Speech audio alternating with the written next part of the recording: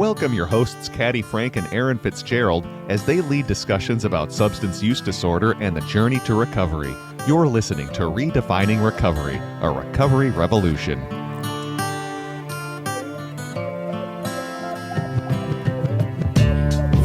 Well, good day, everybody. It is a fine day to be talking about recovery. We are Redefining Recovery, a recovery revolution. My name is Caddy Frank. I am the host, and I have on the other side of the table Aaron Fitzgerald, my beautiful co-host. Here we are today. So we are brought to you by Minnesota Recovery Connection. We are a recovery revolution. We are a recovery revolution, aren't we, Aaron? Yes, ma'am. Yes, ma'am. We're a recovery community organization that serves the recovery community, nonprofit, and brought to you by donor that has given us the opportunity to talk about recovery in the world that we live in. So I just want to say that it is a beautiful day. There's a little bit of snowflakes happening today. It's very strange. It's gotten very cool out there. I'm not digging it. No, not so much. 80 degrees last week and not so much this week. Mm-hmm. See, typical Minnesotans, we talk about weather, don't we? All the time. All the time. So let us welcome the day with talking about what is right with us. Mm-hmm. So, Aaron, you usually ask me, so I'm going to ask you. Okay. Aaron, what's right with you today? Oh, I kind of forgot that you were going to ask me. What's right with me today? I feel like the last month, honestly, has been kind of rejuvenating in both my personal and work life. I've just been doing a lot of traveling and reconnecting with people and connecting with new people, and it's just been really exciting. Wow. Yeah. It's been good. So Erin is on an adventure in her career. She's been with Minnesota Recovery Connection for a while, but a year really kind of like delving into the recovery community. Mm-hmm. And I'm seeing so much growth. It's sort of like looking a little bit in the mirror of how we journey through this recovery community that we're in. Mm-hmm. So it's just really, really delightful. Thanks. I really like you to say that. Well, it's so fun. Like, I always watch people grow in their recovery, and I'm just like, oh my gosh, that's amazing to watch people like just blossom and find themselves and what they're going to do in this. And I never really thought that would be something that I did, though. Yeah, so, it is. It is. Yeah, definitely. Recovery is different than for sobriety. Everybody. Mm-hmm. Yeah, but different than sobriety for me. Anyways, so, Caddy, what is right with you? What is right with me? Well, today is a beautiful day, even though it's a little chilly. I am, interestingly, I'm feeling invigorated, as well as there's a process of recovery that some days are overwhelming and some days are information taking and some days are like, oh, this is pretty chill. I kind of dig this. And there's been a lot going on in our organization, and personally there's been a lot going on. I live in South Minneapolis, and I learned from an event that took place recently that things are heating up, and it makes me think about heating up in the sense that activities that might not be the most law-abiding are taking place in the cities. And when the heat comes on, like it did last week, people get a little bit more excited, and I think people come out of their homes and they're like kind of jiving and moving and shaking, and maybe substance use might become just a little bit more active outside versus inside when we're cold. And so I've had sort of a awakening week, and I'm okay. I'm okay. When we deal with stuff that's a little bit unpredictable, like what's happened in my neighborhood, we just have to kind of roll with it. Yeah, and make sure that you take care of yourself and that you've got your emotions under control and you know what's going on.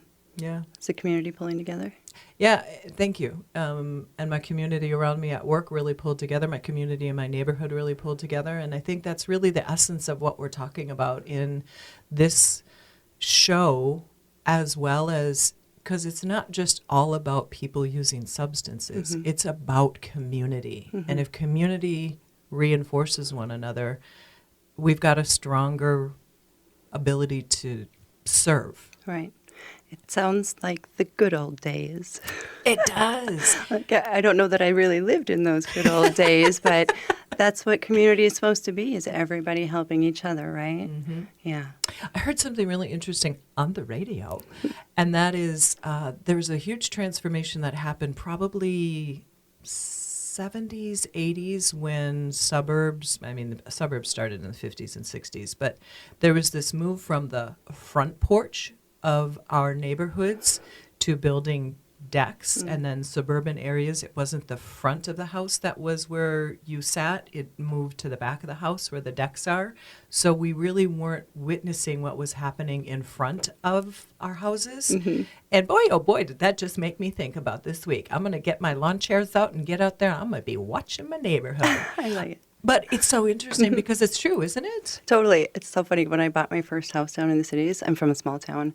And when I moved down here, I bought my first house. And I was like, I'm having a housewarming party. And I invited all the neighbors. And they were all like, huh? Exactly. But they all showed up. Yeah. And some of them knew each other and some of them didn't. And so then we all did. And it was great. Yeah. Well, it's all about community and building it. And maybe it's rebuilding. Maybe we have to really think about how do we support one another and support the people who might be struggling in our neighborhood. Because if we're all behind closed doors or we're all in our backyards, we don't know what's going on. We have no idea who's struggling. Yeah. And how we can so, help. yeah, it's just a real conversation. So today, Aaron and I decided that we would talk about a subject that we have probably been peppering in our first few shows is the language of the recovery world that we're in. And we will talk at greater length after the break. But what that means is that we're talking about how do we talk about and talk to people about recovery without the stigma. Yeah. Using the language that we get to choose. Yeah. Yeah, I like that. In all of the classes that we train, it's my favorite portion. At the end of the day of each class, we ask, what's your takeaway? And language is almost always number one. It's so great. Yeah, it sort of just kind of regroups somebody's way of thinking about themselves a lot. Yeah. And then also about how they address other individuals. Absolutely. We've got a couple minutes before we take our first break. Why don't you tell folks what you did yesterday? I think this would be really exciting for people to know that recovery is and conversations are happening everywhere. Okay, yeah. I went to Metro State University where they had their spring recovery conference, and I got to be a presenter in one of the breakout rooms and talk about harm reduction. And it was great because I did it a little bit differently than I do my normal trainings, and it made me want to change how I do the other trainings just a little bit. But it was really nice because then there's, other community organizations, and you get to meet them and just network and see faces and meet other people in recovery and what they're doing. What was the average age of folks that were in this gathering, or was it all over the board? All over the board. Yeah, I'm just thinking because it's Metro State, and I'm thinking it's kind of a university campus. It wasn't super university-ish. Okay. Yeah. Yeah, you ran into one of our former colleagues. Yeah, Justin McNeil, my mentor. He sat in one of my mentors. He sat in my breakout room. Had me a little bit nervous, of course. Of course, yeah. Whenever you've got somebody who's like been your mentor, you taught me this. Yeah, I exactly. hope I'm living up to your expectations. Nice. Yeah, I think it went well. So you said that you might want to twist and turn a little bit of some of your materials for harm reduction. Like what kind of came out of that training and teaching opportunity that? Well, I think that I've really missed the mark on putting statistics in my training. That's something that really catches people's attention, and I talk about it, but I don't put a visual up there, and that's just, I think, a little more helpful is one of the parts. But yeah. Statistics kind of get people, statistics and brain scans. I've learned that. Yeah, brain scans in the training that I do, and statistics, because it kind of makes things real, right? Yeah, it's evidence. It's evidence-based, and that's what we talk about in our recovery trainings, as well as I think it really helps the general public to understand that there is evidence to what we're talking about in terms of recovery. So we are about to take our first break, and when we come back, we're really going to dive into the language of recovery. Thank you.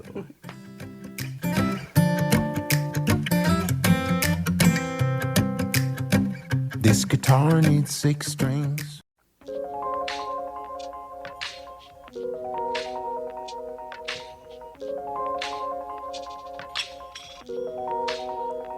I like these guys.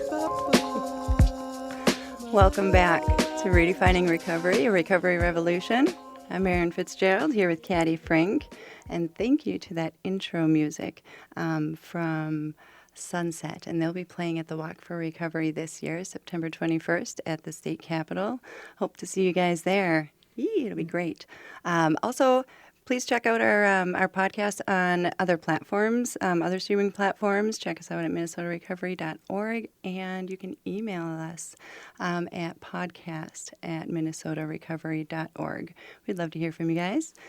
So welcome back. Before we went to break, we were just starting to talk about language. And what would you like to say about language, Miss Caddy? I think what's so amazing about how we adventure into recovery, we talked about it a couple shows ago about, that's what I was intending to say, is that when we come into our recovery space, we're sober. Mm-hmm. You know, most people, in many cases, they hear that word first in their recovery journey. Mm-hmm. And now I am like 100% immersed in, I'm not sober, I'm in recovery. Casting no shame on those who identify themselves as a person who is sober and in recovery, but personally identify as a woman in long-term recovery. And so it's like, what's that about? Because I think it's this transformation from some of the terms that have been around for so incredibly long that we need to redefine what recovery looks like. Hence the name of our show. Mm-hmm. So, you know, that's kind of where I want to start with this. We have a whole list of things that we talk about in terms of how we approach language. But when you did your training yesterday, when you use that language in front of people, do you kind of get the puppy in the window look at all? Every now and then, but sometimes I preface it, right? Like, especially when we're talking about harm reduction, because people don't understand that when we use the words alcoholics and addicts, you have a vision in your mind of what that means, right? And so I don't like to use those. I would like to actually talk about the first time that I heard you say not to use the word addict and alcoholic. Oh, tell me. Well, it was in your training, obviously, and of course, I am a product of AA, where you introduce yourself as your label, alcoholic or addict. I'm Erin Alcoholic, and when you said that you are a person in recovery, and you explained to me why, I just thought to myself, well, when I introduce myself to an alcoholic, or as an alcoholic, to a person on the outside, they automatically think that I'm going home to drink, right? I have to say, but like I'm in recovery. Yeah. Or I'm not drinking, I'm sober. I'm an alcoholic, but I'm sober. Yeah. You have to add that tagline, right? Right. Yeah. Yeah. And so also if I'm just introduced, I don't walk around and introduce myself as any other thing that I am. Right. Right? Like, I'm Erin, OCD. Exactly. Or I'm Caddy, I have high blood pressure. Right. Yeah. Yeah. And so, and it helped me just see myself differently too, because there was one point I remember I was introducing myself as an alcoholic, and then I started introducing myself as an alcoholic and addict, because somehow I felt like I'm both and I'm recovering from both, but I never said the recovering part. I just said both. Right? Wow. And so now, like, if I tell people that I'm in recovery, they look at me and they're just like, oh, okay, like, you're just like a normal human being, huh? Yeah. Surely I am. Yeah. Well, and we can recover from so many different things. Absolutely. And so sometimes people say, if they're inquisitive, they might say recovery with a question mark. Yeah. It's sort of tailing out there. And you're like, oh, well, I used to use alcohol. That's what I would say. I used to use alcohol. And I've now overcome that, but I'm now living a life in recovery. It's so interesting because it makes people, I always say puppy in a window, because you kind of, they turn your heads like, hi, hi, hi, hi, hi, hi. What are you talking about? Yeah. So thank you. It's amazing. I've been doing this training at Minnesota Recovery Connection for quite a while now, and people say I have a what is it? I have like a reputation, and they know who I am. And every time, like you said, Aaron, when we were talking about the language around recovery, we want to break stigma. We want to break that perception of, yeah, I'm catty, I'm alcoholic, and somebody, we go immediately, potentially, if you're on the outside of our community, oh, you got the brown bag and the bottle underneath the bridge. Right, yeah. Or you're an addict, and oh, you practically got utensils in your arm or something. Yeah, or another word comes to mind like drunk or junkie or sloppy, or all these other words can come to mind when you think of the word addict and alcoholic, but that's not accurate. No. So if somebody says they're in recovery, we get to say, okay, tell me more. That's my tagline at work. It's like, oh, tell me more. Tell me more. Give me some more details. Give me some context. Those are things that I say. But I think those are really important to people who are not in our recovery community, and we begin to identify them. So we don't say substance abuse disorder. That one's long gone. Now it's substance use disorder. I love doing this one in class too. Like when you think of the word abuse, what do you think of? Exactly. Violence, pain. Like that's not what we're doing. We're not abusers. Absolutely not. Especially, you don't tell me that I'm abusing my substance, because I am taking good care of it because I want it. I'm cradling it. Yeah, exactly. Protecting it, not abusing it. Yeah. I'm a substance user. Yeah, exactly. Yeah, that's really good. I remember I used to say that more often, and I think it was Justin McNeil who said, "I didn't abuse my drugs. Thank you very much. They were my best friend." Right. Because we're in a space where we are not able to cope with reality. So what do? We go to someplace that we felt comfortable, where we could disappear. And so, one of the other things that's changed that I think everybody's kind of gotten on board with is it's not mental illness anymore. It's mental health issues or mental health or mental wellness. Exactly. And I think so, folks, we want to just help you understand when we are talking in this realm of recovery language, there's so many other things. What's the one that we use for people that have had issues with the law? Oh, justice involvement? Yeah. Instead of felon. Or criminal. Or criminal. Yeah. Yeah. It's interesting. Aaron wasn't part of this class that we trained. We trained 21 men in Togo, Minnesota. If anybody's from Minnesota that might be listening to this, it is very close to the Canadian border. We did it on Zoom because I didn't want to drive all the way up there and stay there for a week. Bless that little community's heart. But when we were talking about them, because they are men who are in the Department of Corrections, and they were at a prison, and they were on a boot camp program. And when we started talking about how we want to address them as men who are involved in the justice system, they're like, they were puppies in a window. Like, I don't have to be a felon. I don't have to be a criminal. I'm not a criminal. Yeah. It made them lighten up. And folks, this is what we're talking about. We already wear the shame. We wear the pain. We wear the embarrassment. We wear a lot. Even as 20-some years in recovery, man, I can throw myself back to what I felt like in my addiction. I don't need to be reminded by saying words that make me think that way. I just got goosebumps thinking about all that shame. Yeah. And we do carry a lot, and you don't see it, right? But we feel it, and we feel it for a long time. And so changing the way that we talk about ourselves is really important. Going back to my class, some of the words that I change, or not necessarily change, but use, we talk about overdose prevention sites a lot. And sometimes that's called a safe consumption or a safe injection site. But really what it's doing is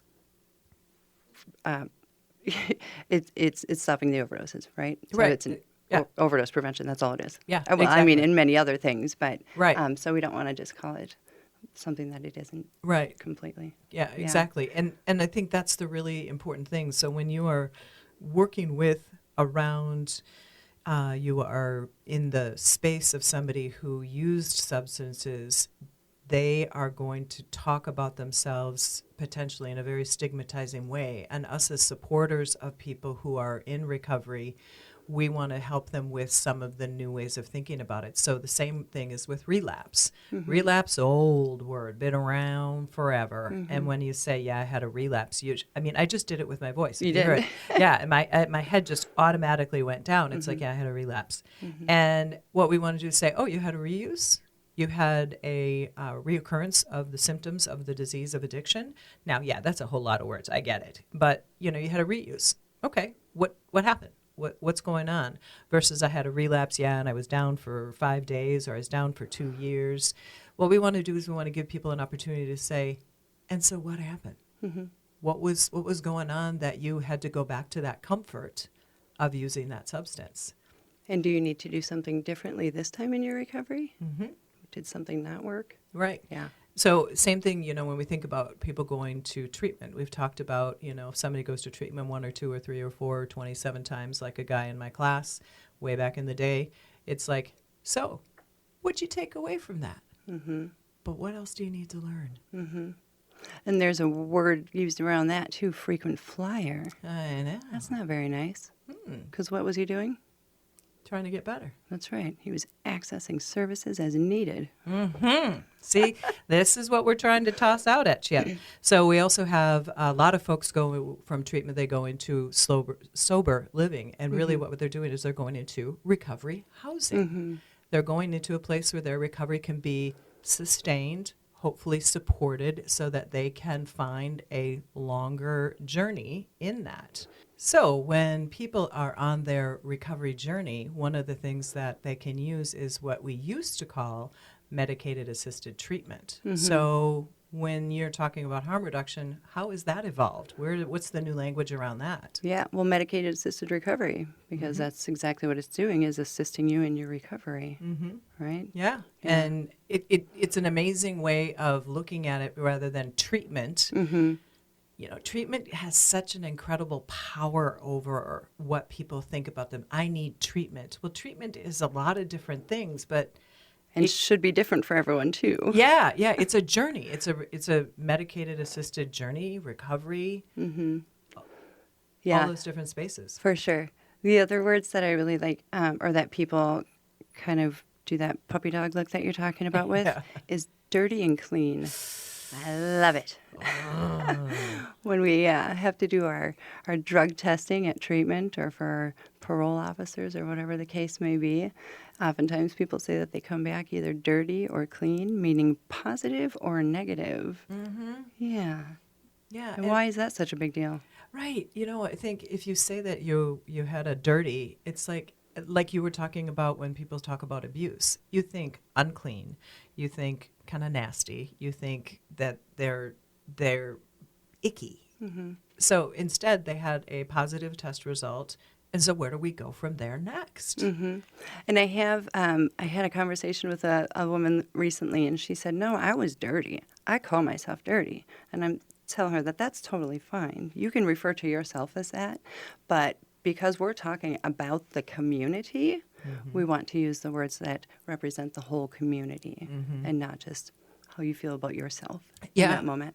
Yeah, it's interesting that you said that. This week at some point there was a gentleman that came in who was looking for services from Minnesota Recovery Connection, and he said that what was the term that he used? He said that he was a bad guy. He was a bad man. He had a bad past. And I said, I said, really? I said, are you a bad guy now? And he's like, no. I said, so part of what we do in our organization is that we like to look at people and we say, you're not a bad guy. You had a past. You had a justice-involved past where you might have done some things because your addiction to a substance, your substance use disorder, it ran where it needed to go because you needed the substances. And he kind of looked at me with a puppy dog look like, huh? I love that. I love that so much. I have used with my little one, apparently. There was a woman that was arrested near our home, and he saw this happening, and he said, oh, she's bad. She has to go to jail. And I immediately just thought, no. That is not accurate. I wonder if I taught you this or where you learned that. We don't know if she's bad. Something happened and she's going somewhere. And just because a person is quote unquote bad, that doesn't mean that they have to go to jail, son. And of course, he's a little fella. He's only 4. So, but I did explain it to him because I just thought, no, that doesn't mean that she goes to jail. Bad people don't have to go to jail. She might just need help. Yeah. And, it's interesting you say that. Yesterday I was part of a conversation with, and I'm not going to be able to quote the name of the organization, but they work with the police departments on trying to oh, goodness me, I've forgotten the words. They try to, diversion programs, but they also have another term that they're using as, I think it's deflect, it might be inaccurate. But what they're trying to do is when an individual is struggling with a substance and maybe has gotten themselves into a situation where law enforcement has to be part of the understanding of what's going on, because they're not necessarily bad. A situation happened, what's going on. They are, and this is an organization that is working nationwide, trying to work with the police to say, maybe we don't have to put them in jail. We need to move them to a recovery opportunity. Somewhere where, yes, rehabilitation is like a possibility, right, of some sort. Yeah. Yeah. Having a conversation with somebody saying, okay, you are on some sort of substance, your mind is altered right now. Before we would have normally incarcerated or put somebody in a place where they're coming down off of a substance and they don't have any support. They are mentally struggling with maybe a mental, I almost said mental illness, mental health issue.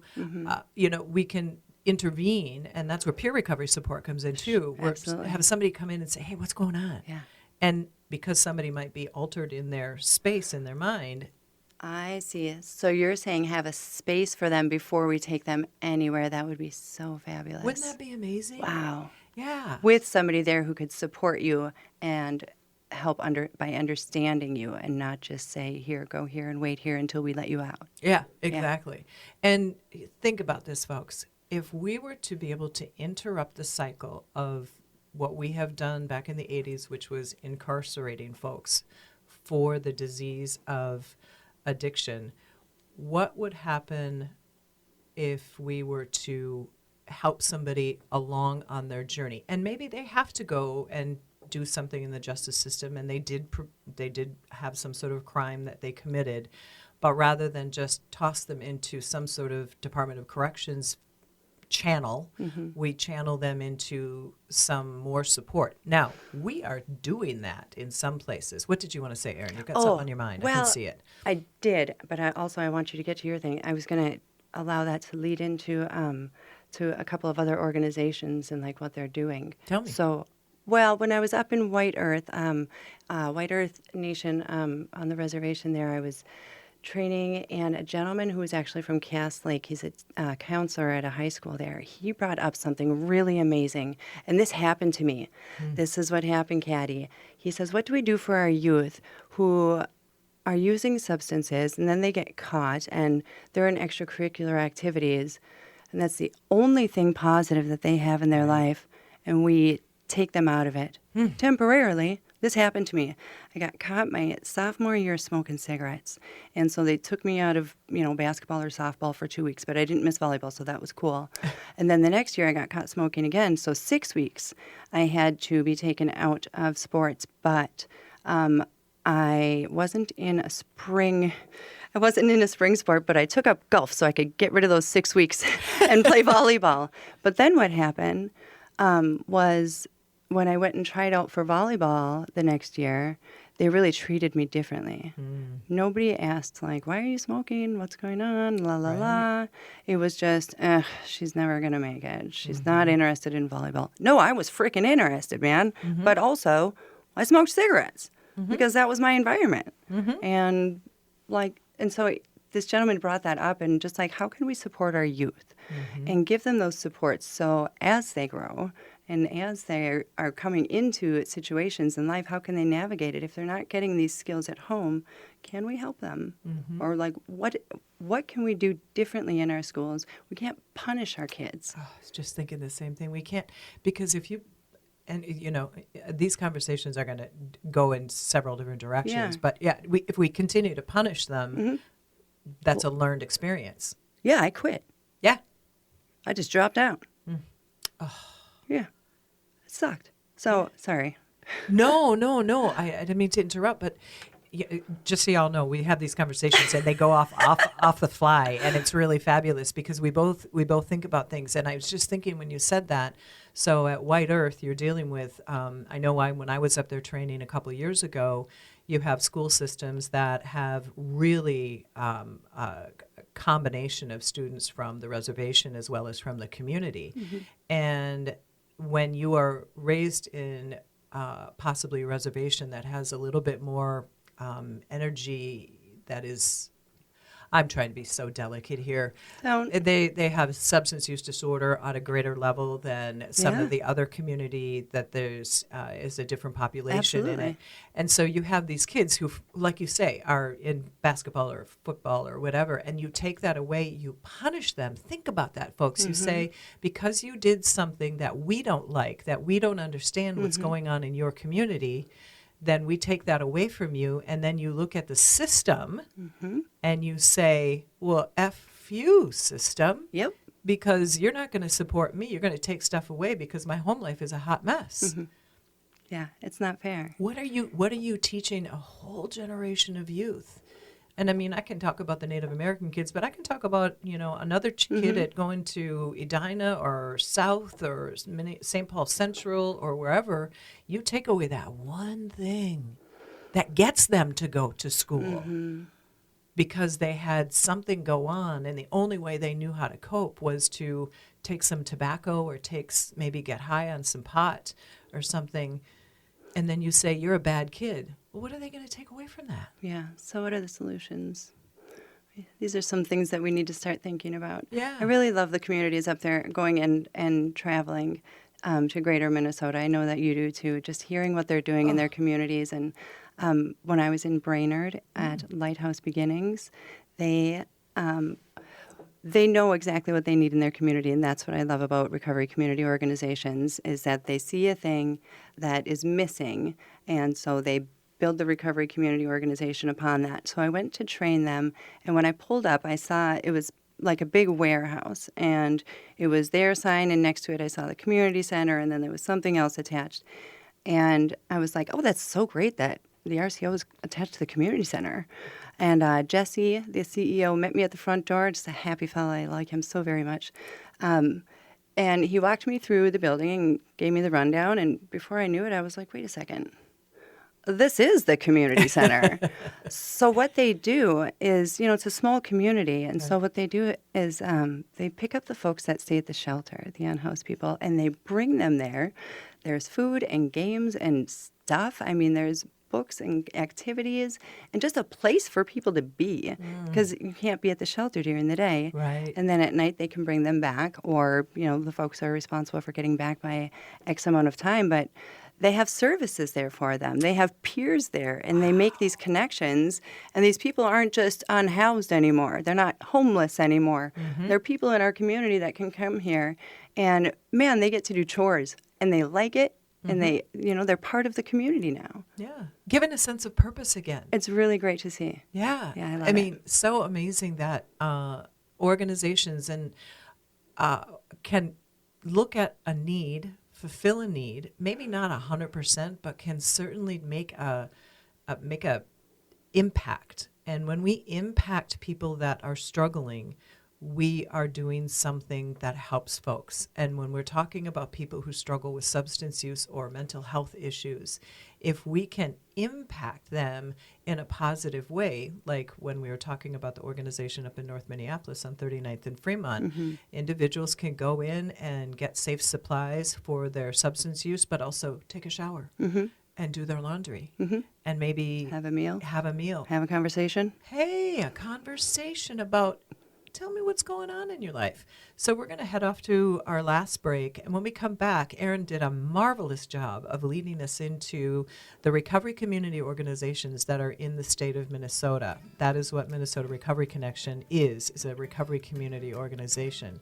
So we will look forward to seeing you back. very soon. This guitar needs 6 strings, 'cause without it there's no song. And this house needs love in it, 'cause without it there's no home. And there's one thing that I've learned through this year of being alone.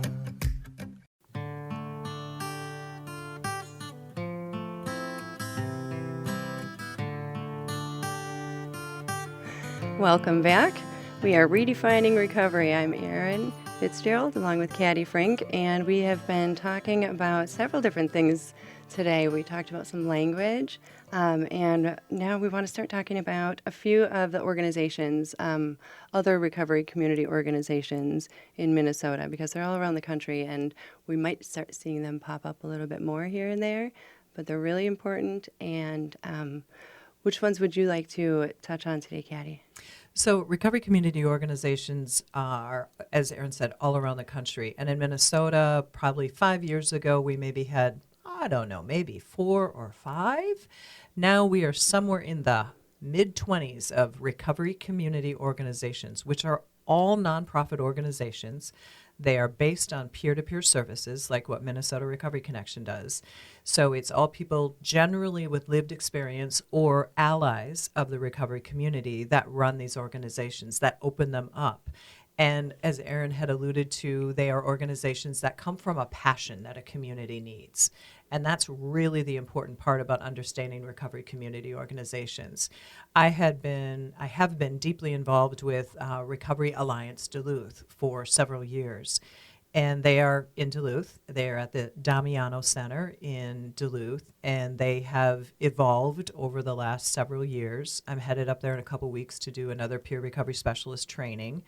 And they have exploded their ability in the community to do food distribution, to do events, to do so many different things. And one of my cohorts up there is Celie, and she has really been amazing in the community to just embrace the community. Jenny, the executive director up there, is really helping the organization evolve. But what they've had the ability to do is welcome those who struggle. There's a lot of outreach to those that are living without homes. One of the key things that I learned from one of the trainings I did back in the day was sometimes when we think that somebody's living without a home, we want to get them a home. Like, come on, you need a home because I got a home, so you need a home. And one of the conversations evolved in that is, no, I'm fine living in a tent. I'm fine being where I am because then I can control that. And so that was like a light bulb moment to me where I was able to bring that forth and talk to individuals that are helping those who struggle with substance use disorder, in that we have to talk to the individuals and not project what we think that they need. Absolutely. But that was just such an amazing, it's these conversations. Folks, this whole thing about recovery and people that struggle is not about telling people what to do. It's about, what do you need? Mm-hmm. And so all these organizations around the state of Minnesota, like I said, there's 20-some, like 24. 27. Yeah, 27 of them. And so the other one that I really liked, that I've done a couple of trainings with, is the Recovery Community Network up in St. Cloud. Their focus is on the veterans community. Mm-hmm. And again, have done several trainings up there, started by Major John Donovan, and now Katie Blue is the executive director up there. I just learned this morning that they're moving into a new office space. How exciting. Yeah. That means an expansion of their services. So good. That means that what we're doing as recovery community organizations is working. Mm-hmm. We're getting more involved in the community. So they focus on the veteran community because there is a large veteran VA up there, mm-hmm. and having been started by and continued to run by people who were in the military, we know there's a need there. We know that, I don't know the statistic off the top of my head, but at least 10 or more veterans die a day, more by suicide, mm-hmm. but also there's generally an effect of mental health and substance use disorder. You know, folks, it all lies together. We don't just think it's one thing. It's all these different components that are going on in a human, mm-hmm. that make us want to disappear. Mm-hmm. I mean, I grew up and I had a lot of just unresolved things in my parenting, and I just needed to disappear into my alcohol because that was just a happy place. Yeah. So we got to really understand, and that's why these recovery organizations that are started by a passionate human can really change the lives. Erin, you've got a couple that are on your mind. Well, I like Thrive Family Recovery Resources.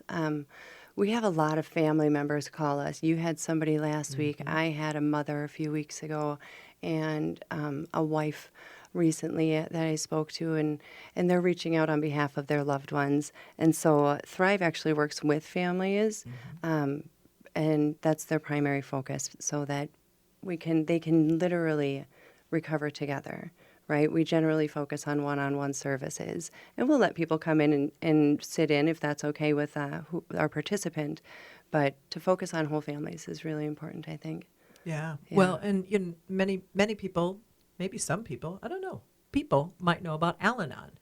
You know, Al-Anon is for families that are struggling with a family member who is struggling with substance use disorder, and that's in the AA family. And that's one totally cool direction. I went there back in the day because I had a partner who was messing with my head and was using substances. Yeah, Alateen for teenagers, right? Yes, yeah, Alateen as well. So there are all kinds of other organizations that are out there, and what we want to do is we want to remember that we in this moment in time, redefining recovery, in this truly recovery revolution that we're in, is we want to give people who are both in our world of substance use and those people that are trying to support the individuals out in the community to know that there are tons of resources. Erin and I are going to share our experience with Twin Cities Recovery Project.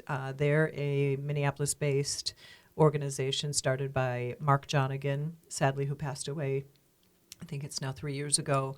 But he's an African-American gentleman who had a dream and a desire to open up the social club, was what it was originally called, for people who are in recovery, to have a place to go and just be around people who are like them. And I had the absolute honor of training his first Recovery Coach Academy with 20 recovery individuals. And it was a light bulb moment for me to work with somebody from a different community and a different culture and just love on them the way the community loves on all of us in recovery. But sometimes we need to have a special little secret sauce that somebody who looks a certain way or sounds a certain way or comes from a certain culture, they need to have that touch. They need to have that way of supporting folks. So Erin, what did you learn about TCRP? Yeah. Well, so yesterday when I was at Metro State, at the fair, I ran into Dan, who is their outreach director, and we had a conversation. And he told me that they just started a new pilot program where they're going to be in 3 different libraries around town. And I know that we've done some outreach, but they're going to have like little satellite spots in them for folks, because that's a place where unhoused people go pretty frequently for warmth and shelter and just a quiet place to be. And so I'm really excited to hear how that goes. They haven't started it just yet. And I just want to mention also that, just because these places, these recovery community organizations might be designed to fit a specific culture or community, they still accept anybody. Right? Everybody is always welcome. So just keep that in mind. Yeah, and thank you for clarifying that. So at like Twin Cities Recovery Project, started by someone who had a particular culture in mind, but always the doors open. Recovery Community Network in St. Cloud, opened up by somebody who envisions support for the veterans, but Lord knows I know they serve everybody up there because I'm in contact with Sean, who's up there. Yeah. And what I really also want to mention is that we are dealing with a issue with the justice involved individuals in the recovery community are struggling because they can't get the support that they need. All of us will help people that have justice-involved backgrounds, and it's really been a subject that has bubbled to the surface thanks to Justin McNeil, who worked with Minnesota Recovery Connection, And also, all of us are really understanding that that's an issue. So I want to thank you for listening to Redefining Recovery, a recovery revolution given to you by Minnesota Recovery Connection. Have a beautiful day. And be sure to catch us on your podcast of choice, what is it called? Platform? Platform of your choice. Sorry, folks, still a 60-year-old woman here. Love ya. Bye. I love you.